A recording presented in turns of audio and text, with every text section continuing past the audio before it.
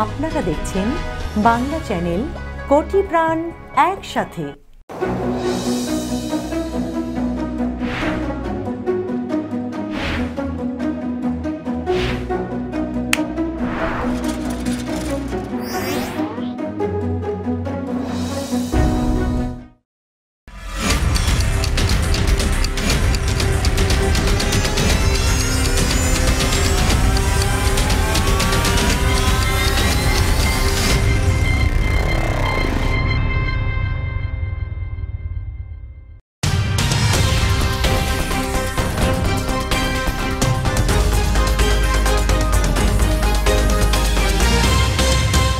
এখন দেখবেন বাংলা সংবাদ সৌজন্যে new Haque and sons, mega homes reality, রূপসীবাংলা.us, খামারবাড়ি, attorney Moin Chowdhury law firm PC এবং নিউ ইয়র্ক ইন্স্যুরেন্স ব্রোকারেজ। প্রিয় দর্শক, শুরু হলো বাঙালির গৌরবের, আত্মত্যাগের আর অর্জনের মাস ডিসেম্বর। সবাইকে বিজয়ের মাসের শুভেচ্ছা জানিয়ে স্বাগত জানাচ্ছি আজকের বাংলা চ্যানেল সংবাদে। আপনাদের সঙ্গে আছি আমি মেহরুন বিনতে ফেরদৌস। শুরুতেই জানিয়ে দেব শিরোনাম। হম্বিতম্বি আর কুটচালেও ফল আটকে রাখতে পারছেন না ডোনাল্ড ট্রাম্প। অ্যারিজোনা, উইসকনসিনে বাইডেনকে আনুষ্ঠানিক বিজয়ী ঘোষণা। দিনে দিনে আরও আগ্রাসী হয়ে উঠছেন বিদায়ী প্রেসিডেন্ট ট্রাম্প। ভুল তথ্য দিয়ে ছড়াচ্ছেন বিভ্রান্তি। রচিত হচ্ছে নির্বাচনী ন্যাক্কারজনক ইতিহাস। আবারও ভয়াবহ হয়ে উঠছে যুক্তরাষ্ট্রে করোনা পরিস্থিতি। বাড়ছে সংক্রমণ, ঠাঁই নেই হাসপাতালে। নিউ ইয়র্কেও সংক্রমণের হার মে মাসের পর সর্বোচ্চ। রিমোট কন্ট্রোলড মেশিন গান দিয়ে গুলি করা হয় ফখরিজাদেকে। মিশন শেষে উড়িয়ে দেওয়া হয় গাড়িটি। কিলিং মিশনের শিকার হয়েছিলেন ভারতের বিজ্ঞানীরাও। এবং দখলদার ইসরায়েলকে স্বীকৃতি দিচ্ছে সৌদি এবং পাকিস্তান। ইসরায়েলকে নিজেদের আকাশসীমা ব্যবহারের অনুমতি দিল সৌদি আরব। শুনছিলেন শিরোনাম, এবার বিস্তারিত। হম্বিতম্বি আর কুটচালেও নির্বাচনের ফল আটকে রাখতে পারছেন না বিদায়ী প্রেসিডেন্ট ডোনাল্ড ট্রাম্প। এবার অ্যারিজোনা ও উইসকনসিন বিজয়ের আনুষ্ঠানিক সনদ পেয়েছেন ইলেক্ট প্রেসিডেন্ট জো বাইডেন। ফলে নিজ দল রিপাবলিকানের পরীক্ষিত ঘাঁটিতেও ফল আটকে রাখতে ব্যর্থ হলেন ট্রাম্প। আরও দেখুন রিপোর্টে। The votes have been tabulated. All 15 counties have certified their results. নির্বাচনে অ্যারিজোনা ও উইসকনসিনে বিজয়ের পর নির্বাচিত প্রেসিডেন্ট জো বাইডেনকে সোমবার সনদ দেওয়া হয়েছে। এতে প্রেসিডেন্ট ডোনাল্ড ট্রাম্পের ভোটে জালিয়াতির অব্যাহত ভিত্তিহীন অভিযোগের মুখে নিজের বিজয়কে আরও সুনিশ্চিত করেছেন বাইডেন। আনুষ্ঠানিকভাবে সনদ দেওয়ার সময় অ্যারিজোনার secretary of state Katie Hobbs বলেন, স্টেটের আইন ও নির্বাচন প্রক্রিয়া অনুসারে স্বচ্ছ, অবাধ ও সুষ্ঠু নির্বাচন হয়েছে। যদিও প্রচুর ভিত্তিহীন অভিযোগ শোনা যাচ্ছে, এর আগে সেখানে ডেমোক্রেট দলীয় প্রার্থী হিসেবে 1996 সালে বিল ক্লিন্টন জয়ী হয়েছিলেন। বাইডেন এমন একটি স্টেটে ট্রাম্পকে 10,400 ভোটে পরাজিত করলেন যেখানে ভোট পড়ার হার ছিল সর্বাধিক। তরুণ হিস্পানিক ভোটারদের সংখ্যা বেড়ে যাওয়ায় এই জনমিতিক পরিবর্তন এসেছে। বিশেষজ্ঞরা বলছেন, রিপাবলিকানদের সাবেক নির্ভরযোগ্য ঘাঁটিতে বাইডেন জয়ী হয়েছেন। তার মধ্যপন্থী অবস্থানের প্রতি গ্রামীণ নারীদের আকর্ষণের কারণেই পরিবর্তন এসেছে। তবে বরাবরের মতো পরাজয় মানতে অস্বীকার করেছেন ট্রাম্প। এসব কারণে প্রেসিডেন্টের ক্ষমতা হস্তান্তর প্রক্রিয়া শুরু করতে কয়েক সপ্তাহ দেরি হয়েছে। আদালতে বারবার প্রত্যাখ্যাত হওয়ার পর নির্বাচনে জালিয়াতির নজিরবিহীন ও ভিত্তিহীন দাবি করে আসছেন এই রিপাবলিকান প্রেসিডেন্ট। ট্রাম্পের আইনজীবী ও তার কয়েকজন আইন প্রণেতা যখন অ্যারিজোনায় দেখা করেন, তখন টুইট বার্তায় তিনি বলেন, ওয়াও, অ্যারিজোনার নির্বাচন সম্পূর্ণভাবে কারচুপির। আরেকটি তীব্র প্রতিদ্বন্দ্বিতাপূর্ণ স্টেট উইসকনসিনে 2016 সালে সামান্য ব্যবধানে জয়ী হয়েছিলেন ট্রাম্প, কিন্তু চলতি বছরের নির্বাচনে বাইডেনের কাছে হেরে যান। সোমবার ডেমোক্রেট দলীয় প্রার্থীকে বিজয়ের সনদ দেওয়া হয়েছে। গভর্নর টনি ইভার্স বলেন, তিনি তার দায়িত্ব যথাযথভাবে পালন করেছেন। CM Shafiq, Bangla channel, news desk.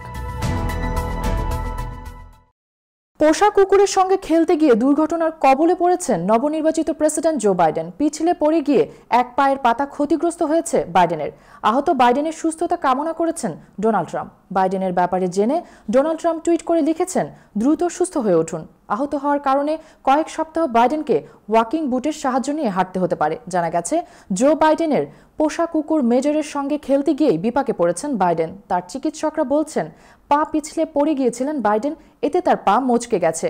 X-ray পরীক্ষায় তার পায়ের পাতায় সামান্য ফাটল ধরা পড়েছে, তবে তা গুরুতর নয়। কয়েক সপ্তাহ বিশেষ বুট পরে থাকতে হবে তাকে। পরাজয়ের পর শুধু ফলই নয়, গোটা নির্বাচন ব্যবস্থা নিয়ে বিভ্রান্তি ছড়াচ্ছেন ডোনাল্ড ট্রাম্প। 4 সপ্তাহ আগেই নির্বাচনের ফল নিশ্চিত হয়ে গেছে।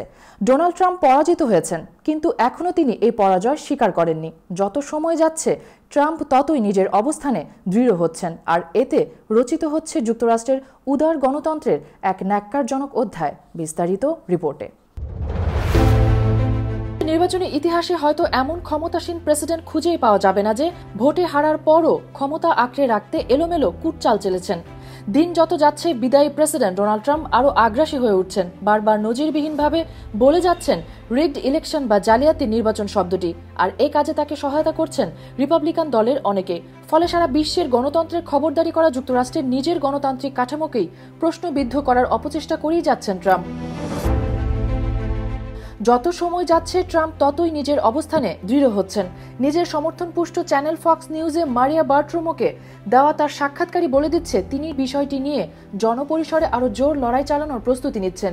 নিজের দুর্বলতা ঢাকতে তিনি এই ছদ্ম দৃঢ় মনোভাব প্রদর্শন করছেন। This whole thing is a terrible situation. This should have never been allowed to happen. Thanksgiving ডের সংবাদ সম্মেলনে সাংবাদিকদের অধিকাংশ প্রশ্নই তিনি এড়িয়ে গেছেন, নয়তো ভাওতাপূর্ণ উত্তর দিয়েছেন। এটা এতটাই ছিল যে প্রেসিডেন্ট চলে যাওয়ার সময় সাংবাদিকদের একজন বলেন এটা কি একজন একনায়কের ভাষা, আরেক সাংবাদিক বলেন কেউ কেউ বলছেন আপনি বাস্তবতাকে অস্বীকার করছেন। I don't want to say that yet. I mean, I know the answer. I'll be honest, I know the answer, but I just don't want to say it yet. নির্বাচনের ফল নিয়ে ডোনাল্ড ট্রাম্প যা করছেন তাকে রাজনৈতিক বিশ্লেষকেরা তথ্য যুদ্ধের সঙ্গে তুলনা করছেন। বিশেষজ্ঞরা বলছেন ট্রাম্প রাশিয়ার মতো করে তথ্য বিভ্রান্তি ছড়াচ্ছেন। এর মূল কথাই হচ্ছে সম্ভাব্য সব পন্থায় ভুয়া তথ্য, অর্ধসত্য ও ষড়যন্ত্র তত্ত্বের প্রচার করা। এর মূল লক্ষ্যই হচ্ছে কোনো একটি বিষয়ে মানুষকে বিভ্রান্ত করা। You know, an election should be a one-day deal. You walk in and you vote. And if you can't do it, if for some reason you're not feeling well or there's a problem. অবশেষে Trump প্রশাসনের corona virus বিষয়ক উপদেষ্টা Scott at least পদত্যাগ করেছেন। ট্রাম্পের খুবই আস্থাভাজন ছিলেন তিনি। অ্যান্থনি ফাউসি সহ বিভিন্ন জনস্বাস্থ্য বিশেষজ্ঞদের কাছ থেকে বিভিন্ন বিতর্কিত মন্তব্যের কারণে সমালোচনার শিকার হয়েছেন এই কর্মকর্তা। এই উপদেষ্টার বিভিন্ন প্রাসঙ্গিক বিষয়, গণস্বাস্থ্য ও সংক্রামক রোগের বিষয়ে অভিজ্ঞতা খুবই সীমিত। করোনা নিয়ে তিনি বলেছেন লকডাউন সংক্রমণ ঠেকাতে ব্যর্থ। এছাড়া টুইটারে মাস্কের প্রয়োজনীয়তাকে হেয় করে একটি টুইট করেছিলেন, পরে যা সরিয়ে নেওয়া হয়। পদত্যাগপত্রে অ্যাটলাস লিখেছেন করোনা ঠেকাতে তিনি সবসময় বিজ্ঞানসম্মত পদ্ধতি ব্যবহার করেছেন। মানুষের জীবন বাঁচাতে এবং এই মহামারীতে যুক্তরাষ্ট্রকে সহায়তা করতে তিনি কাজ করে গেছেন। এক্ষেত্রে রাজনৈতিক কোনো প্রভাব ছিল না। এবার অন্যান্য সংবাদ। ওরেগনে এক কৃষ্ণাঙ্গ কিশোরকে গুলি করে হত্যা করা হয়েছে। তার অপরাধ ছিল উচ্চ শব্দে গান শোনা। থ্যাঙ্কসগিভিং এর সপ্তাহে গত সোমবার অ্যাশল্যান্ডের স্ট্যানফোর্ডের ইনে এই ঘটনা ঘটে। অ্যাশল্যান্ডের পুলিশ প্রধান টিগে ও মিয়ারা বলেন স্ট্যানফোর্ডের ইনের পার্কিং লটে 19 বছর বয়সী অ্যালিসন উচ্চ শব্দে গান শুনছিল। ওই পার্কিং লটে 47 বছর বয়সী রবার্ট পল কিগান নামের এক ব্যক্তি ছিলেন। উচ্চ শব্দে গান বাজানো নিয়ে দুজনের মধ্যে তর্ক বিতর্ক হয়। এক পর্যায়ে কিগান ক্ষিপ্ত হয়ে তার কাছে থাকা বন্দুক বের করে অ্যালিসনের বুকে একটি গুলি করেন, আর এতেই তার মৃত্যু হয়। নিউ ইয়র্ক নগরীর পাবলিক স্কুলগুলো পর্যায়ক্রমে আবারও খোলার সিদ্ধান্ত নেওয়া হয়েছে। মেয়র বিল ডি ব্লাজিও এই তথ্য জানিয়েছেন। তিনি বলেন আগামী 7 ডিসেম্বর থেকে নগরীর 3 থেকে প্রি কে ও কিন্ডারগার্টেন থেকে 5ম শ্রেণীর ক্লাস আবারও শুরু করা হবে। 10 ডিসেম্বর থেকে ডিস্ট্রিক্ট 75 বা বিশেষ চাহিদা সম্পন্ন স্কুলগুলো খুলে দেওয়া হবে। মিডল হাই ও হাই স্কুল খোলার নির্দেশনা পরে দেওয়া হবে। ব্লাজিও বলেন এখন থেকে ব্লেন্ডেড লার্নিং শিক্ষার্থীরা সপ্তাহে 2 বা 3 দিন নয় বরং 5 দিনই শ্রেণীকক্ষে থাকবে। প্রতিটি স্কুলে কোভিড-19 পরীক্ষা মাসিক থেকে এখন সাপ্তাহিক পর্যায়ে করা হবে। প্রত্যেক শিক্ষার্থীর উপস্থিতির জন্য করোনার পরীক্ষার ফল দরকার হবে। করোনা পরীক্ষার ফল ছাড়া কোনো শিক্ষার্থী স্কুলে প্রবেশ করতে পারবে না। তবে যদি কোনো শিক্ষার্থীর কাছে চিকিৎসকের ছাড়পত্র থাকে সেক্ষেত্রে বিষয়টি ভিন্ন হবে। এবার করোনা ভাইরাস প্রসঙ্গ। যুক্তরাষ্ট্রের করোনা পরিস্থিতি আবার নাজুক হয়ে উঠেছে। বিভিন্ন স্টেটের হাসপাতালের স্থান সংকুলন হচ্ছে না। তাঁবু খাটিয়ে করোনা রোগী সামাল দিতে হচ্ছে। একদিকে শীত বাড়ছে, অন্যদিকে উৎসবের মৌসুমে লোকজনের চলাচল বাড়ছে। এই অবস্থায় স্বাস্থ্যসেবীদের মধ্যে চরম উৎকণ্ঠা বিরাজ করছে। বিস্তারিত রিপোর্টে। যুক্তরাষ্ট্রে প্রতিদিন গড়ে 1 লাখের বেশি মানুষ সংক্রমিত হচ্ছে। দৈনিক হাজারের কাছাকাছি মানুষ করোনায় মারা যাচ্ছে। যুক্তরাষ্ট্রে সংক্রমিত মানুষের সংখ্যা 1,33,82,000 ছাড়িয়েছে। মৃত্যু 2,66,000-এর বেশি। 29 নভেম্বর একদিনে করোনার সংক্রমণ নিয়ে যুক্তরাষ্ট্রের হাসপাতালে 93,238 জন ভর্তি হয়েছেন। থ্যাঙ্কস গিভিং উপলক্ষে সংক্রমণ বৃদ্ধি নিয়ে স্বাস্থ্যসেবীরা আগে থেকেই উৎকণ্ঠা জানিয়ে আসছেন। এখন বিপুল সংখ্যক সংক্রমিত লোককে হাসপাতালে সামাল দিতে হিমশিম অবস্থা চলছে।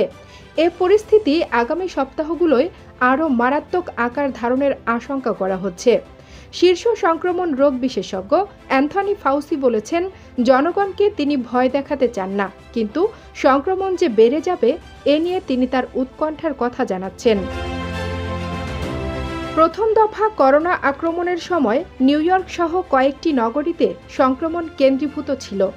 পরিস্থিতি সামাল দিতে নিয়মিত হাসপাতালের বাইরে ফিল্ড হাসপাতাল খোলা হয়েছিল। অন্যান্য স্টেট থেকে চিকিৎসক, নার্স সহ অন্যান্য স্বাস্থ্যসেবী স্থানান্তর করে পরিস্থিতি সামাল দেওয়া হয়েছিল। কিন্তু এখন পরিস্থিতি ভিন্ন। প্রায় সব স্টেটে সংক্রমণ লাফিয়ে লাফিয়ে বাড়ছে। এখন ফিল্ড হাসপাতাল খোলার উদ্যোগ নেওয়া হলেও পর্যাপ্ত চিকিৎসক, নার্স পাওয়া দুরূহ হয়ে উঠেছে। নিউ ইয়র্কেও আবারও ভয়াবহভাবে বাড়ছে করোনা সংক্রমণ। এখানে 28 নভেম্বর করোনা সংক্রমণ শনাক্তের হার বেড়ে দাঁড়িয়েছে 4.27%, যা গত মে মাসের পর সর্বোচ্চ সংক্রমণ শনাক্তের হার। এক সংবাদ সম্মেলনে গভর্নর অ্যান্ড্রু কুমো বলেন, করোনায় সংক্রমণ শনাক্তের সংখ্যা বেড়ে যাচ্ছে। অন্যান্য রাজ্যগুলোর মতো এত দ্রুত না বাড়লেও সংখ্যা বেড়ে যাচ্ছে। নির্বাচনের পর এখন করোনা নিয়ে রাজনৈতিক ধাক্কাধাক্কি বন্ধ হয়েছে। নবনির্বাচিত প্রেসিডেন্ট জো বাইডেন বলেছেন, তিনি আবার পুরো লকডাউনে যাওয়ার পক্ষে নন। দেশের অর্থনীতি চালু রাখার জন্য পূর্ণ লকডাউনে এখন না গেলেও কোথাও কোথাও লকডাউনের চিন্তা করা হচ্ছে। ভ্যাকসিন সবার কাছে যাওয়ার আগে পরিস্থিতি আরও নাজুক হতে পারে বলে আশঙ্কা করা হচ্ছে। এ নিয়ে স্বাস্থ্যসেবী সহ নাগরিকদের মধ্যে এখন বিরাজ করছে চরম উৎকণ্ঠা। Kaniz Fatema Nipa, Bangla channel, news desk. American টিকা প্রস্তুতকারক প্রতিষ্ঠান মডার্নার দাবি, অত্যাধিক ঝুঁকিপূর্ণ করোনা রোগীর ওপর তাদের টিকা 100% কাজ করেছে। জরুরি ভিত্তিতে এই টিকার অনুমোদন দেওয়ার জন্য FDA ও ইউরোপিয়ান ইউনিয়ন কর্তৃপক্ষের কাছে সোমবার আবেদন করেছে মডার্না। তাদের গবেষণার সম্পূর্ণ ফল হাতে আসার পর দেখা গেছে করোনার বিরুদ্ধে ওই টিকা 94.1% কার্যকর। অত্যাধিক ঝুঁকিপূর্ণ রোগীর উপর এই টিকা 100% কাজ করে বলে দাবি করেছে ওই প্রতিষ্ঠান। এর আগে আরেক আমেরিকান টিকা প্রস্তুতকারী প্রতিষ্ঠান ফাইজার দাবি করেছে তাদের টিকা 95% সফল। জার্মান প্রতিষ্ঠান বায়োএনটেক ফাইজারের সঙ্গে যৌথভাবে ওই করোনা টিকার গবেষণায় কাজ করছে। নিচ্ছি ছোট্ট একটি বিরতি, ফিরে এসে থাকছে। রিমোট কন্ট্রোলড মেশিন গান দিয়ে গুলি করা হয় ফখরিজাদেকে। মিশন শেষে উড়িয়ে দেওয়া হয় গাড়িটি। কিলিং মেশিনের শিকার হয়েছিলেন ভারতের বিজ্ঞানীরাও। আমেরিকার সকল বাংলাদেশি ব্যবসায়ী ভোক্তা সমাজের প্রতি নিবেদন, স্কয়ার ফুড অ্যান্ড বেভারেজ লিমিটেডের পণ্য সামগ্রী, রাঁধুনি, রুচি ও চাষি ব্র্যান্ডের একমাত্র বৈধ আমদানিকারক এবং সরবরাহকারী নিউ হক অ্যান্ড সন্স। স্কয়ারের পণ্য সামগ্রীর যুক্তরাষ্ট্রে আমরাই একমাত্র পরিবেশক। বাংলাদেশি কিছু অসাধু ব্যবসায়ী খুচরা বাজার থেকে মেয়াদোত্তীর্ণ পণ্য সরবরাহ করছে। তাই যুক্তরাষ্ট্রের সকল ব্যবসায়ী ভোক্তাদের অনুরোধ করা যাচ্ছে, পণ্য ক্রয়ের পূর্বে new Haque and sons coding করা দেখে কিনুন। ফ্রেশ মাংস ও দেশি মাছ কেনার কথা ভাবছেন? আমরা শুধুই হালাল ফ্রেশ মাংস ও দেশি মাছ বিক্রি করি। জ্যাকসন হাইটসে আমরা নতুন, কিন্তু অন্যান্যদের সাথে আমাদের হালাল ফ্রেশ মাংস ও দেশি মাছের তুলনা করলেই বুঝতে পারবেন তাদের সাথে আমাদের পার্থক্য। আমরা নিশ্চিত আপনি একবার আমাদের মাছ মাংসের স্বাদ পেলে আর অন্য কোথাও যাবেন না। শুধু একবার আমাদের মাছ মাংস পরখ করে দেখুন। আপনাদের সুবিধার্থে আমরা এখন জ্যাকসন হাইটসের আপনা বাজারের ভিতরে। Mama's halal meat and fish, 7220 37th Avenue, Jackson Heights, New York 11372. Phone 718-685-2855.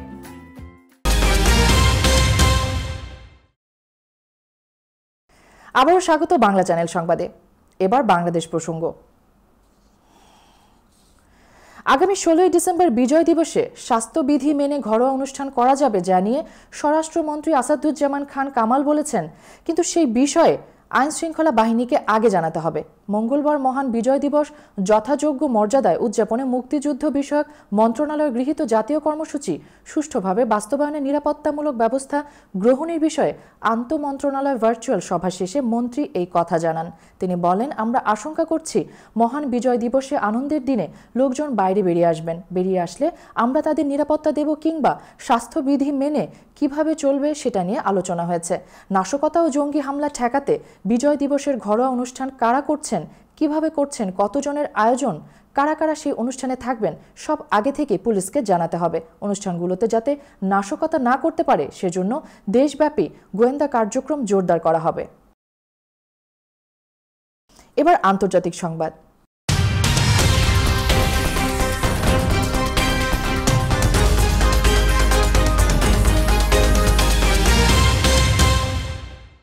ইরানের অন্যতম পরমাণু বিজ্ঞানী মোহসেন ফাখরিজাদেকে রিমোট কন্ট্রোলড মেশিন গান দিয়ে গুলি করা হয়েছে। সড়কের পাশে দাঁড়িয়ে থাকা একটি নিশান গাড়ির ভেতরে রাখা হয়েছিল ওই মেশিন গানটি, পরে সেটিকেও উড়িয়ে দেওয়া হয়। বিস্তারিত রিপোর্টে। ইরানের অন্যতম শীর্ষ পরমাণু বিজ্ঞানী ও বোমারজনক ফাখরিজাদেকে হত্যার পরিকল্পনা ছিল নিখুঁত ও সুসংগঠিত। তার গাড়িতে গুলি করা হয়েছে রিমোট চালিত মেশিন গান দিয়ে, আর সেই বন্দুকটি বসানো ছিল ফাখরিজাদের চলাচলের পথে রাখা একটি গাড়িতে। ওই রাইফেলটি দিয়ে অন্তত 3টি গুলি করা হয়েছে। এদিকে মোহসেন ফাখরিজাদেকে সোমবার রাজধানী তেহরানের ইমামজাদা সালেহ মাজার প্রাঙ্গণে দাফন করা হয়েছে। করোনার কারণে ভিড় এড়াতে অনুষ্ঠানে কেবল তার পরিবারের সদস্য এবং সশস্ত্র বাহিনীর কমান্ডারেরা অংশ নেওয়ার সুযোগ পেয়েছেন। ফাখরিজাদে গত শুক্রবার একটি বুলেট প্রুফ গাড়িতে করে কোথাও যাচ্ছিলেন। সে সময় নিরাপত্তা বাহিনীর 3টি গাড়ি তাদের নিরাপত্তায় নিয়োজিত ছিল। তখন একটি গাড়িতে কোনো কিছু ধাক্কা লাগার শব্দ হয়। তিনি তখন কি ঘটেছে তা দেখার জন্য বের হন। তিনি গাড়ি থেকে বের হওয়ার পরপরই একটি রিমোট কন্ট্রোল বন্দুক থেকে গুলি ছোড়া হয়। সড়কের পাশে পার্ক করা নিশান গাড়ি থেকে ওই গুলি ছোড়া হয়। ফাখরিজাদের গাড়ি থেকে 150 মিটার দূর থেকে তাকে গুলি করা হয়েছিল। তাকে কমপক্ষে 3 বার গুলি করা হয়। তার দেহরক্ষীকেও গুলি করা হয়েছে। প্রায় 3 মিনিট ধরে তাদের উপর হামলা চালানো হয়। পার্ক করা গাড়িটি বিস্ফোরণের আগেই ফাখরিজাদের দেহ সরিয়ে ফেলেন তার সঙ্গে থাকা নিরাপত্তারক্ষীরা। তদন্তকারীরা দাবি করেছেন তারা নিশান গাড়ির মালিককে শনাক্ত করেছেন, তবে তিনি হামলার 2 দিন পরে রোববার দেশ ছেড়ে চলে গেছেন। ইরানের অন্যতম পরমাণু বিজ্ঞানী ফাখরিজাদের হত্যাকারী ও এর নির্দেশদাতার সর্বোচ্চ শাস্তি নিশ্চিত করার ঘোষণা দিয়েছেন দেশটির শীর্ষ নেতা আয়াতুল্লাহ আলী খামেনি। তিনি বলেন, ফাখরিজাদে দেশের জন্য প্রাণ দিয়েছেন। Bangla channel news desk.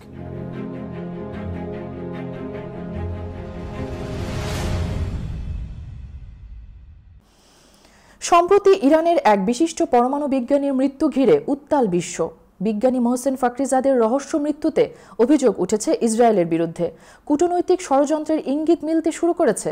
তবে পরমাণু বিজ্ঞানীর এভাবে রহস্যজনকভাবে মৃত্যুর ঘটনা নতুন নয়। ভারতে রয়েছে এমন ভুরি ভুরি উদাহরণ। আরও দেখুন রিপোর্টে।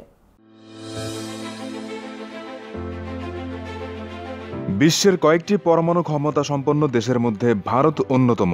কিন্তু এই বিশেষ আবিষ্কারের পেছনে যাদের সবথেকে গুরুত্বপূর্ণ ভূমিকা রয়েছে তাদের অনেকেরই জীবন যেন কোনো এক রহস্যজনক অন্ধকারে হারিয়ে গেছে। ভারতের এমন অনেক পরমাণু বিজ্ঞানীর অস্বাভাবিক মৃত্যুর খবর পাওয়া যায়, যাদের মৃত্যুর রহস্য উদ্ঘাটন করা যায়নি। এখন প্রশ্ন উঠছে, তবে তারাও কি অন্য কোনো দেশের গোয়েন্দাদের গুপ্ত হত্যার শিকার? সম্প্রতি এমন কিছু তথ্য প্রকাশ্যে এসেছে যা সত্যিই চিন্তার কারণ। ভারতে প্রথম ঘটনা ঘটে আজ থেকে বহু বছর আগে 1966 সালে। ভারতে পরমাণু বিজ্ঞানের জনক হোমি জাহাঙ্গীর ভাবার মৃত্যু হয়। ভিয়েনা থেকে বিমানে আসছিলেন তিনি।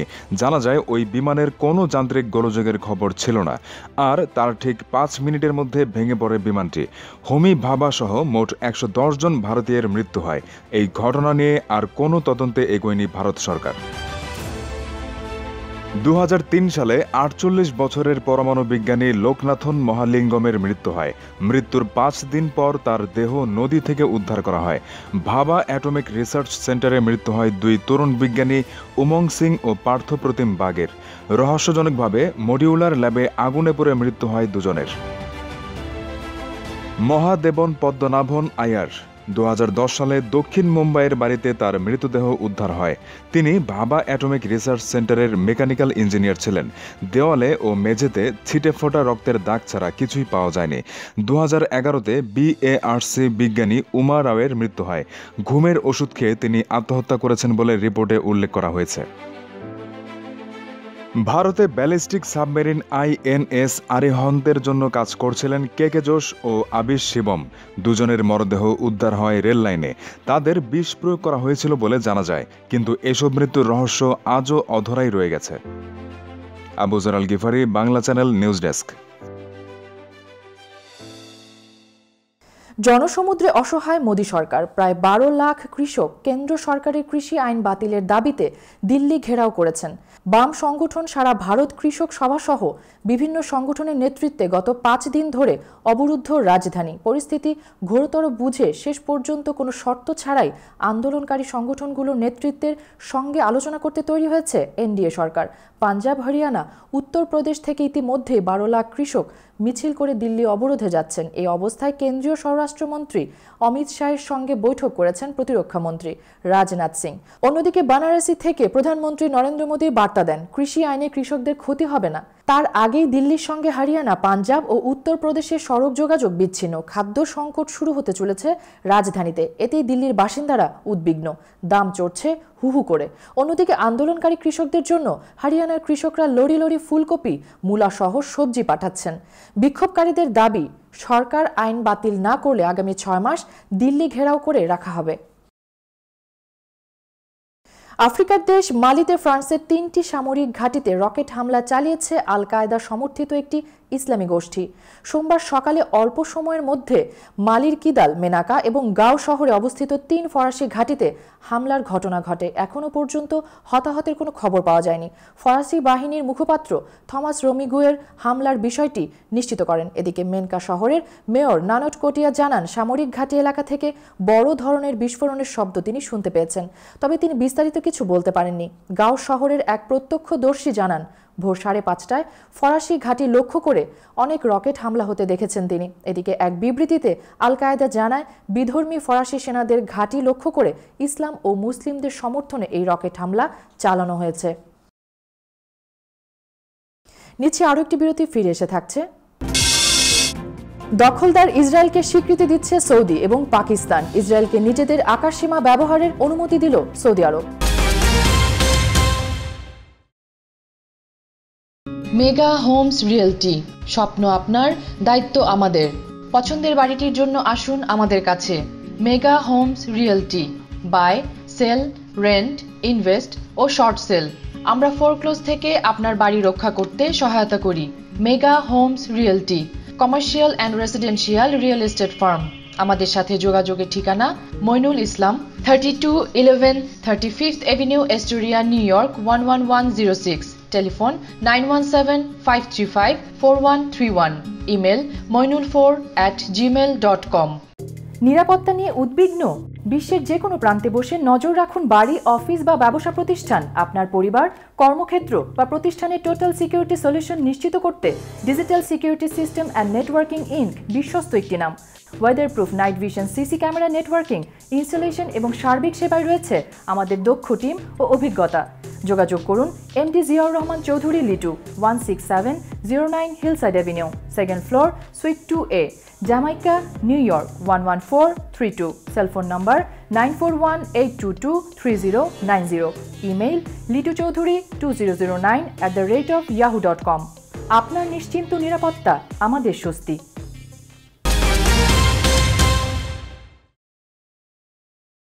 আবারও স্বাগত বাংলা চ্যানেল সংবাদে।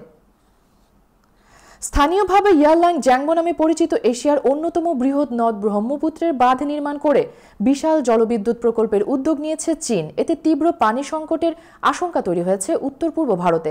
এতদিন ফারাক্কা বাঁধ দিয়ে ভারত বাংলাদেশের পানি আটকালেও এবার নিজেরাই পড়তে যাচ্ছে সেই গাড়াকলে। বিস্তারিত রিপোর্টে। চীনের 14তম পঞ্চবার্ষিকী পরিকল্পনায় আগামী বছর থেকে তিব্বতে ব্রহ্মপুত্র নদের ওপর বাঁধ নির্মাণের মাধ্যমে এ জলবিদ্যুৎ প্রকল্পের কাজ শুরু হতে পারে। স্বাভাবিকভাবে এতে উদ্বিগ্ন ভারত, কেননা ব্রহ্মপুত্র নদের অববাহিকার বেশিরভাগ ভারতের মধ্য দিয়ে বয়ে চলেছে।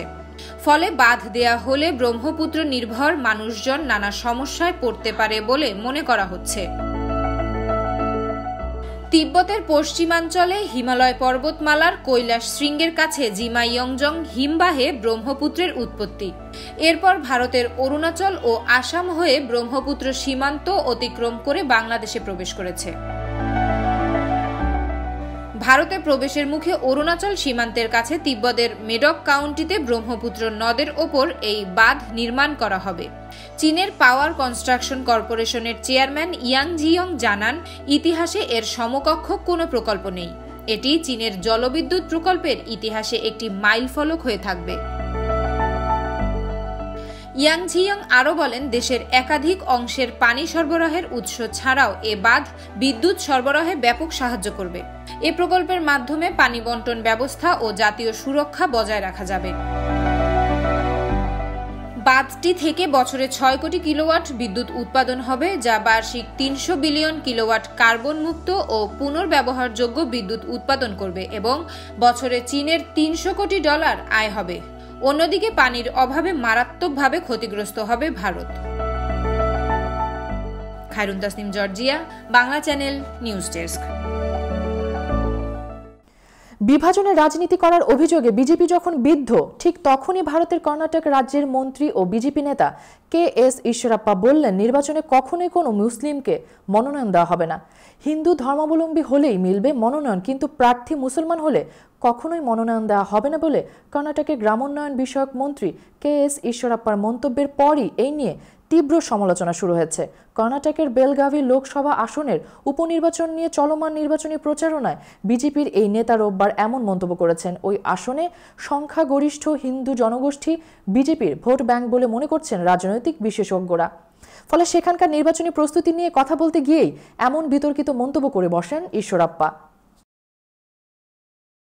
ইন্দোনেশিয়ার পূর্ব নুসা ট্যাঙ্গারা প্রদেশে জেগে উঠল একটি আগ্নেয়গিরি। কালো ধোঁয়া ও ছায়ে ঢেকে যায় স্থানীয় অঞ্চল। 4 কিলোমিটার উচ্চতা পর্যন্ত আকাশ ধোঁয়া ও ছায়ের ফলে কালো হয়ে গিয়েছিল বলে জানা গিয়েছে। দুর্যোগের মধ্যে প্রায় 2700-এরও বেশি বাসিন্দাকে সরিয়ে নিয়ে যাওয়া হয়েছে বলে জানিয়েছে সে দেশের দুর্যোগ মোকাবিলা সংস্থা। ইন্দোনেশিয়ার অন্য যে কোনো দেশের তুলনায় অনেক বেশি আগ্নেয়গিরি রয়েছে। সে দেশে প্রায় 130টি সক্রিয় আগ্নেয়গিরি রয়েছে। লেউটলক আগ্নেয়গিরি থেকে এই অগ্নুৎপাত ঘটে। ইন্দোনেশিয়ার রাজধানী জাকার্তা থেকে প্রায় 2600 কিলোমিটার পূর্বে এই ঘটনায় সেখানকার স্থানীয় বাসিন্দাদের মনে ব্যাপক আতঙ্কের সঞ্চার হয়। অগ্নুৎপাতের জেরে দুর্ঘটনার আশঙ্কায় 26টি গ্রাম থেকে প্রায় 2780 জন মানুষকে সরানো হয়েছে, যদিও এখনো পর্যন্ত কোনো হতাহতের খবর পাওয়া যায়নি। দখলদার ইসরায়েলের সঙ্গে আনুষ্ঠানিক বন্ধুত্বের পথে অনেকখানি এগিয়ে গেছে সৌদি আরব ও পাকিস্তান। এতদিন সৌদির আকাশসীমায় ইসরায়েলি বিমান ঢোকার অনুমতি না থাকলেও নেতানিয়াহুর সঙ্গে গোপন বৈঠকের পর সেই অনুমতি দিয়েছে সৌদি আরব। পাকিস্তানও সৌদি আরবের প্রিন্স সালমানের চাপে ইসরায়েলকে স্বীকৃতি দেওয়ার পথে হাঁটছে। বিস্তারিত রিপোর্টে। সাম্প্রতিক সময়ে যুক্তরাষ্ট্রের মধ্যস্থতায় বেশ কিছু আরব দেশের সঙ্গে সম্পর্ক স্বাভাবিকের পথে হাঁটছে ইসরায়েল। ইতিমধ্যেই অনেক দেশের সঙ্গে ইসরায়েলের চুক্তিও হয়েছে। এবার তারই ধারাবাহিকতায় ইসরায়েলকে নিজেদের আকাশসীমা ব্যবহারের অনুমতি দিয়েছে সৌদি আরব। ফলে এখন থেকে সংযুক্ত আরব আমিরাতগামী ইসরায়েলের বিভিন্ন এয়ারলাইন্সের বিমান সৌদির আকাশপথ ব্যবহার করতে পারবে। বিদায়ী প্রেসিডেন্ট ডোনাল্ড ট্রাম্পের জামাতা ও হোয়াইট হাউসের শীর্ষ উপদেষ্টা জেরার্ড কুশনারের সঙ্গে সৌদি কর্মকর্তাদের বৈঠকের পর ইসরায়েলি বিমান চলাচলে আকাশপথ ব্যবহারের বিষয়ে রাজি হয়েছে রিয়াদ। কুশনার যুক্তরাষ্ট্রের মধ্যপ্রাচ্যের বিশেষ দূত আভি ভেরকোয়েটস এবং পররাষ্ট্র মন্ত্রণালয়ের শীর্ষ উপদেষ্টা ব্রায়ান হুক সৌদি আরবে পৌঁছানোর পর কর্মকর্তাদের সঙ্গে বৈঠকে এই সিদ্ধান্ত হয়। সম্প্রতি বিভিন্ন আন্তর্জাতিক গণমাধ্যম দাবি করেছে যে সৌদি যুবরাজ মোহাম্মদ বিন সালমান এবং ইসরায়েলের প্রধানমন্ত্রী বেনিয়ামিন নেতানিয়াহু গোপনে বৈঠকে বসেছিল, যদিও রিয়াদের পক্ষ থেকে এই বৈঠকের কথা অস্বীকার করা হয়েছে। তবে এই গোপন বৈঠক ইঙ্গিত দিচ্ছে শিগগিরই হয়তো ইসরায়েলকে স্বীকৃতি দেবে সৌদি আরব। এদিকে পাকিস্তানের প্রধানমন্ত্রী ইমরান খানও ইসরায়েলকে স্বীকৃতি দেওয়ার পক্ষে আওয়াজ তুলেছেন। সম্প্রতি একটি সাক্ষাৎকারে মহানবী হযরত মুহাম্মদ সাল্লাল্লাহু আলাইহি ওয়াসাল্লামের হুদাইবিয়ার চুক্তির কথা উল্লেখ করে তিনি ইসরায়েলকে স্বীকৃতি দেওয়ার পক্ষ থেকে কথা বলেন। সৌদি আরবের ও পাকিস্তানের এই আচরণগুলো বলে দিচ্ছে হয়তো ইসরায়েলকে স্বীকৃতি দেবে তারা, যা এক দশক আগেও কল্পনা বলে মনে হতো। Bangla channel news desk. ভয়ঙ্কর এক অভিজ্ঞতার কথা জানালেন কেনিয়ার একটি হাসপাতালের মর্গে কর্মরত কর্মচারীরা। হাসপাতালে ভর্তি পিটার কিগেন নামে 32 বছরের এক ব্যক্তিকে মৃত বলে ঘোষণা করেছিলেন চিকিৎসকরা। মর্গে তার দেহ সংরক্ষণের জন্য রাখা হয়েছিল। সেখানেই যখন তার মরদেহ সংরক্ষণের প্রক্রিয়া শুরু হয় তখনই জেগে ওঠেন ওই মৃত ব্যক্তি। জেগে নিজেকে মর্গে দেখেই চিৎকার করতে শুরু করেন পিটার। তার চিৎকার শুনে ভয়ে পালিয়ে যান মর্গের কর্মীরা। কেনিয়ায় হাসপাতালে অবহেলার এমনই ভয়ঙ্কর এক ঘটনার কথা সম্প্রতি সামনে এসেছে। পিটার কিগেন সম্প্রতি পেটে প্রচণ্ড ব্যথা নিয়ে কেনিয়ার কেইরোচর কাপলাটেড হাসপাতালে ভর্তি হয়েছিলেন। সেখানে ভর্তি হওয়ার কয়েকদিন পর তার পরিবারের লোকের কাছে খবর যায় পিটার মারা গেছেন। কর্মকর্তারা মরদেহ সংরক্ষণের আগে পরিবারের সদস্যকে মর্গে ডেকে পাঠান। সেখানে যেতেই চমকে যায় সবাই, কারণ নিজেকে মর্গে আবিষ্কার করে ভয়ে চিৎকার করতে থাকেন কিগেন। যত কাণ্ড সব যেন হচ্ছে চীনে। এবছর বিপদ যেন কিছুতেই পিছু ছাড়ছে না চীনাবাসীর জীবন থেকে। করোনার ঠেলায় একের রামে রক্ষা নেই, তার ওপর দোসর হিসেবে জাঁকিয়ে বসছে একের পর এক বিপদ। আর এই করোনা আবহে এবার এক চীনা নাগরিকের বাড়ির ট্যাপ কলের মুখ থেকে পানির পরিবর্তে বের হচ্ছে আগুন, যা দেখে তাজ্জব বনে গিয়েছেন ওই ব্যক্তি। আর এমন ঘটনার ভিডিও ভাইরাল হতেই চীন নিয়ে ফের জোর চর্চা শুরু হয়েছে নেটিজেন মহলে। ঘটনাটি ঘটেছে চীনের পানজিনের একটি গ্রামে। আর এই ঘটনা প্রথম নয়, গত 4 বছর ওয়েন নামক ওই মহিলার বাড়িতে এমন ঘটনা ঘটে আসছে। তবে পানির বদলে আগুনের ফুলকি বের হলেও এর পেছনে রয়েছে অন্য একটি কারণ। জানা গিয়েছে মাটির নিচে পাইপলাইনে প্রাকৃতিক গ্যাস অনুপ্রবেশের ফলে অস্থায়ী ভূগর্ভস্থ জল সরবরাহ ব্যবস্থার কারণে ওই ঘটনা ঘটেছে। এবার প্রবাস সংবাদ।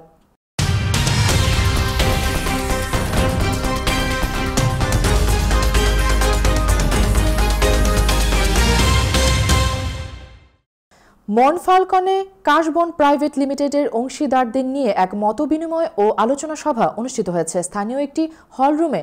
করোনা স্বাস্থ্যবিধি মেনে মনফালকন প্রবাসী মোবারক হোসেনের সভাপতিত্বে ও শাখাওয়াত হোসেনের পরিচালনায় কাশবন প্রাইভেট লিমিটেডের চলতি প্রকল্পের অংশীদাররা উপস্থিত ছিলেন। সভায় নিজের বাড়ি নিজের করি এই স্লোগানকে প্রতিপাদ্য করে প্রবাসীদের স্বাদ ও সাধ্যের সমন্বয় করে তাদের স্বপ্নকে বাস্তবে রূপ দিতে কাজ করে যাবে বলে জানান কোম্পানিটির অংশীদাররা। তারা আরও বলেন, হাঁটি হাঁটি পা করে 4র্থ বছরে পদার্পণ করেছি আমরা। প্রবাসীরা যে আবাসন প্রকল্পে হয়রানি হয় এটি থেকে উত্তরণের জন্যই আমাদের এই পথ চলা। এবার খেলার সংবাদ।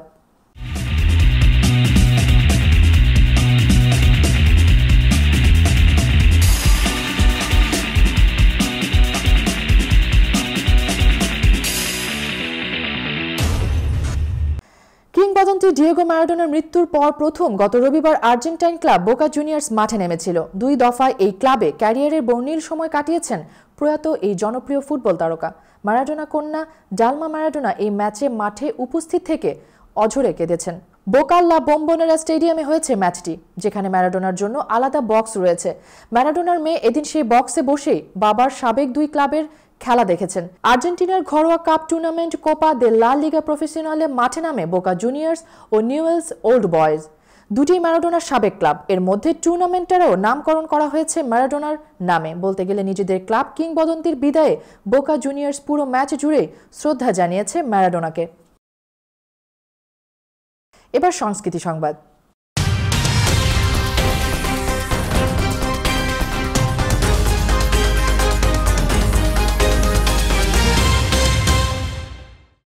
ভারতের অন্যতম প্রাচীন চলচ্চিত্র পুরস্কার ফিল্মফেয়ার অ্যাওয়ার্ডে মনোনয়ন পেয়েছেন বাংলাদেশের মডেল ও অভিনেত্রী ইশরাত জাহান তন্নি। থার্কিস্তান শিরোনামে হিন্দি ভাষার ওয়েব সিরিজে অভিনয়ের জন্য ফিল্মফেয়ার ওটিটি অ্যাওয়ার্ড 2020 এর শ্রেষ্ঠ নারী অভিনেত্রী কমেডি বিভাগে মনোনয়ন পেয়েছেন বাংলাদেশের এই মডেল। ইশরাত তন্নির মনোনয়ন পাওয়া ক্যাটাগরিতে তন্নি সহ মোট 10 অভিনেত্রীকে মনোনয়ন দেওয়া হয়েছে। সেখান থেকে পাঠক ও দর্শকের ভোটে ও বিচারকদের রায়ে একজনের হাতে 16 ডিসেম্বর জমকালো আয়োজনে তুলে দেওয়া হবে এই সম্মানসূচক পুরস্কার। তন্নি 2018 সালে বাংলাদেশ থেকে মুম্বাই পাড়ি জমান। এর আগে তিনি দীর্ঘদিন বাংলাদেশের মিডিয়ায় বিজ্ঞাপন ও নাটকে কাজ করেন। সামাজিক যোগাযোগ মাধ্যমে তার নাচও একসময় ভাইরাল হয়। নতুন দল ঘোষণা করতে পারেন ভারতীয় সিনেমার সুপারস্টার রজনীকান্ত। এই জল্পনায় এখন মগ্ন তার ভক্ত ও অনুগামীরা। সোমবার রজনী মক্কল মন্ডম সংগঠনের কর্মকর্তাদের সঙ্গে প্রায় 4 ঘন্টা বৈঠক করলেন তিনি। তারপর বাইরে বেরিয়ে এসে সাংবাদিকদের জানালেন, আমার পরবর্তী রাজনৈতিক পদক্ষেপের বিষয়ে খুব তাড়াতাড়ি আপনাদের জানাবো। সবথেকে গুরুত্বপূর্ণ তথ্য, জেলা সম্পাদকেরা জানিয়েছেন, আমি যাই সিদ্ধান্ত নিই না কেন তাদের কোনো আপত্তি নেই। সুপারস্টার রজনীকান্ত যে রাজনৈতিক জগতে প্রবেশ করতে ইচ্ছুক 2017 ডিসেম্বরে প্রথমবার সে কথা তিনি দেশবাসীকে জানিয়েছিলেন। সঙ্গে আঁচও দিয়েছিলেন যে নিজের নতুন রাজনৈতিক দল করতে পারেন তিনি। এমনকি একটি ওয়েবসাইট তৈরি করেছিলেন তিনি, যাতে তার ফ্যান ক্লাবের সদস্যরা সেখানে নিজেদের নাম নথিভুক্ত করতে পারেন। এবার ভিন্ন সংবাদ।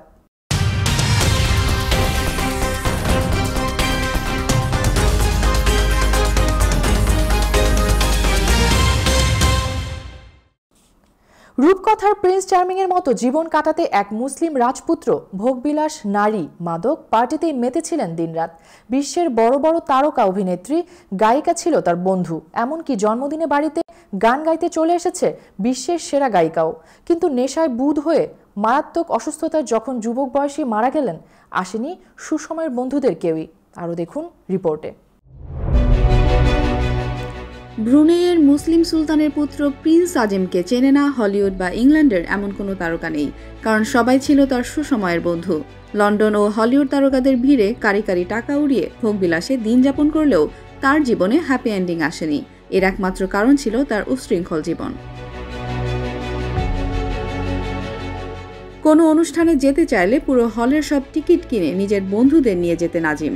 প্রতি রাতেই জমাতেন মদ, মাদক আর নাচ গানের আসর, আর তাতে হাজির হতেন সেরা তারকারা। ব্রুনেইয়ের চরম ধনী সুলতান হাসান আল বলকিয়াহের দ্বিতীয় পুত্র প্রিন্স আজিম গেল 24 অক্টোবর দীর্ঘ রোগ ভোগের পর 38 বছর বয়সে মারা যান। তিনি অবিবাহিত ছিলেন। ব্রুনেইয়ের রাজধানী বন্দর সেরি বেগাউনে তাকে দাফন করা হয়। তার অন্ত্যেষ্টিক্রিয়ায় পরিবার পরিজন হাজির থাকলেও একসময় যাদের বন্ধু হিসেবে গণ্য করতেন সেই তারকাদের কাউকে দেখা যায়নি। শেষ যাত্রায় হাজির তো দূরের কথা, কেউ একটা শোকও জানায়নি। সেই বন্ধুদের মধ্যে অভিনেত্রী রাকেল ওয়েলস ও সুপারমডেল নাওমি ক্যাম্পবেল থেকে শুরু করে গায়িকা মারিয়া ক্যারি ও বেওয়াজ তারকা পামেলা অ্যান্ডারসনও ছিলেন। এদের মধ্যে আজিমের 30তম জন্মদিনের পার্টিতে পামেলা গানও শুনিয়েছেন। মারিয়া ক্যারি সহ বেশ কিছু তারকা হয়ে ওঠেন তার নিয়মিত আড্ডার বন্ধু। তবে সবার আগ্রহ যে তার ব্যাংক ব্যালেন্সের দিকে বেশি ছিল সে কথা না বললেও চলে। সাবেক বিগ ব্রাদার প্রতিযোগী ও প্রয়াত টেলিভিশন ব্যক্তিত্ব জেড গুডির সঙ্গেও একটা সময় বিশেষ ঘনিষ্ঠতা ছিল আজিমের। তিনি এমনই ফুর্তি দুনিয়ায় জীবন কাটাতেন যেটির প্রতি ইসলামী রক্ষণশীল দেশের শাসক গোষ্ঠী হিসেবে তার পরিবারের সমর্থন বা অনুমোদন ছিল না, কারণ বলা হতো সমকামীও ছিলেন আজিম। তমা Chowdhury, Bangla channel, news desk. এই ছিল বাংলা চ্যানেল সংবাদের শেষ করার আগে শিরোনামগুলো জানিয়ে দিচ্ছি আরও একবার। হম্বিতম্বি আর কুটচালেও ফল আটকে রাখতে পারছেন না ডোনাল্ড ট্রাম্প। অ্যারিজোনা, উইসকনসিনে বাইডেনকে আনুষ্ঠানিক বিজয়ী ঘোষণা। দিনে দিনে আরও আগ্রাসী হয়ে উঠছেন বিদায়ী প্রেসিডেন্ট ট্রাম্প। ভুল তথ্য দিয়ে ছড়াচ্ছেন বিভ্রান্তি। রচিত হচ্ছে নির্বাচনী ন্যাক্কারজনক ইতিহাস।